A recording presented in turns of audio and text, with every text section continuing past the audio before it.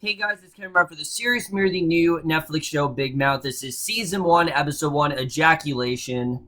And what this show is basically about is we focus on a few middle schoolers, and they are at a very awkward stage in their life where they're learning about puberty and basically trying to navigate the world, now knowing about all these various things. And basically, that's what the show is essentially about. So, Big Mouth, I was definitely interested in this show, mainly because of the fact that I feel like Netflix has really been knocking it out of the park, especially when it comes to animated shows. I mean, we're coming off the heels of Bojack Horseman, a show that I never thought would have become what it is today, but when I hear that Netflix is involved with an animated show, immediately it piques my interest, and regardless of, what the plot of the show is about, I was interested for that reason alone, and, I know the show has been getting a lot of controversy right now. I know a lot of people have been very on the fence about this show.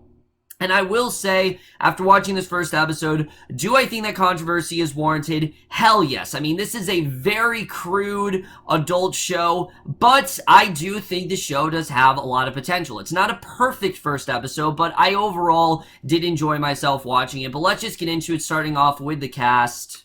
Now, the thing with this show is that the cast here is all played by, like 30 or 40-something-year-olds, and that's because, actually, these actors are kind of playing their real-life counterparts, especially Nick Kroll. Nick Birch is essentially supposed to be Nick Kroll as a little kid, or as a 13-year-old or whatever, but I really did like his character. It's just it's a very awkward world for Nick after learning about all this different stuff in his health class. He's just looking at the world in a very different way. He's trying to,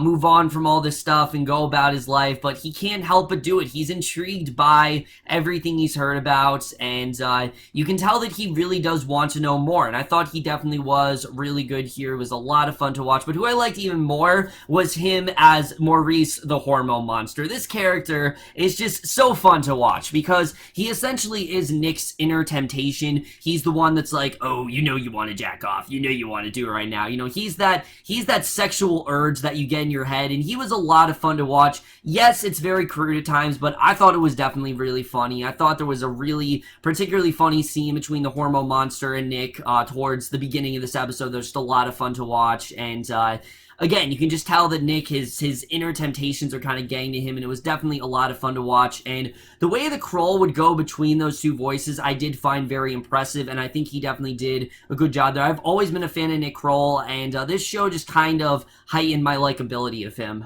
And then John Mulaney as Andrew, Nick's best friend, I also really liked here. And their whole friendship in the show, I thought was especially strong, especially the fact that Nick was kind of jealous of Andrew because he had, more advanced body hair than he did, and he was kind of jealous of him for that reason. I thought that their friendship was definitely very well done. I liked it was a little bit compromised, and it's a little bit awkward for them because now they know things about each other that they didn't know before, but I thought overall they definitely both did a really good job. I like where they took them towards the end of this episode, and I thought, like I said, they definitely were really great here. And then everyone else here I thought was pretty good. Jessi Klein is Jessi. Can't really say too much about her because we didn't really find out too much about her character in this first episode. All we know is that this is the girl that Nick does like. In fact, he doesn't end up kissing her, as we know, at the end of this episode, but she definitely was really good. Jason Mantzoukas I thought was good as Jay. I definitely, he's like the cool kid in the school who's like getting all these girls and things like that. He was definitely a lot of fun to watch. Jenny Slate, let's talk about her, because I usually really like Jenny Slate. I really did not like her character here. I'm sorry, but I really didn't. I really wanted to like her in this show, but her character is just really irritating.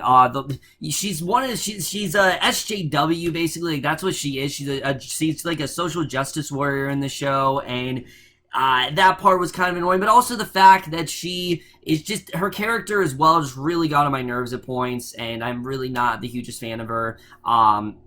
I'm just really not a fan of her in the show. Fred Armisen and Maya Rudolph as Nick's parents that were a lot of fun to watch. I definitely really liked them. And then Jordan Peele as a ghost to Duke Ellington. I thought was a really weird cast, a really weird character, but still a lot of fun to watch. And I definitely did like what they did with him overall. I thought everyone, you can tell they're just having a lot of fun with the show. They're not taking it too seriously, and that's one of the reasons why I think the show succeeds as well as it does. So now let's get to the directing and the writing here, because here's where we get to some of my more problematic issues with this first episode. The directing of the show, I thought was fine. I didn't think there was something wrong with the tone here. The show is understandably over the top. It is very, very adult. This is not something you want kids to watch. Even kids that are going through puberty, don't make them watch this show. It's very awkward. It's not a good idea to do that, and they'll be probably, like, extremely confused if you were to put this on. And I will admit, though, it was very relatable. The writing in general, I did find very relatable in the sense when I remember when I first found out about this stuff, and trust me, it's a weird experience. I mean, when you don't know about the way certain body parts work and the way that sex works and all that kind of stuff, and you're finding out about, you know, jerking off and all things like that, it's just a very weird experience, and I thought this show captured it in a very awkward way, and they handled it very well in that regard. And you can definitely tell that, yeah, this is very awkward for Nick and Andrew. They both don't really know what they're doing. They're both trying to go about their lives, but again, it's very different for them, and you definitely do see that here. And I thought, again, that was very well portrayed. However, I will admit, while I did find a lot of the humor funny here, I can totally understand where people are coming from when they say the show goes a bit too far. Because honestly, yeah, I do think there was a little bit of them going too far in this first episode. It was a little too over the top at points, and to that, I will say, if you guys remember, what is the other Netflix show that's on right now? Bojack Horseman. But Bojack Horseman also started off really rough. I mean, I didn't even really like the first 3 episodes, and they were so bad that I stopped watching the first season because I felt like I had seen enough. It took me a year to actually watch the rest of the first season. So again, and am I saying that Big Mouth is going to turn into the show that Bojack Horseman did? I don't know. I really don't. But I do think it has tons of potential in that regard. And there were a lot of jokes that made me laugh. Like when the hormone monster is telling Nick to curb stomp Andrew, that stuff was really funny. Or when he goes to the ghost of Duke Ellington, I thought that stuff was really funny, actually. However, I did think probably the funniest scene of this episode is when Nick, he's going to go to the dance with that one girl who is, I believe she's like a 10th grader or a 9th grader, and she actually rejects him for a 9th grader, and he says to him, oh, she likes more older boys like 9th graders. I just thought that was really funny, and again, very relatable. When you see someone in high school and you're in middle school, you just think they're so much older than you, when in reality, they're only like a year older, but they act like they're so much older, and again, it was just very relatable in that sense, and I thought that was definitely really well done here. Or, you know, the stuff I thought was a little bit over the top is, you know, the jerk-off scene. Yes, I did think that was a little bit silly, and especially the stuff with Andrew towards the end of the episode. I'm like, oh yeah, they're really pushing it too far. And they really are. It's a very in-your-face show. It's not very subtle or anything like that, and I do think the show, it's going to get a little more subtle as it goes on. It's just this episode was very in your face, and that is something that I think is going to kind of annoy some people. It didn't necessarily annoy me, but I can understand if someone is kind of thrown off by that, because yes, it definitely is a very, like I said, in-your-face show. It's not a show that is subtle or anything, and I don't think the humor is necessarily as clever as it could be, but I did think it captured the idea of puberty in a very good way, and the show actually did have some good heart to it.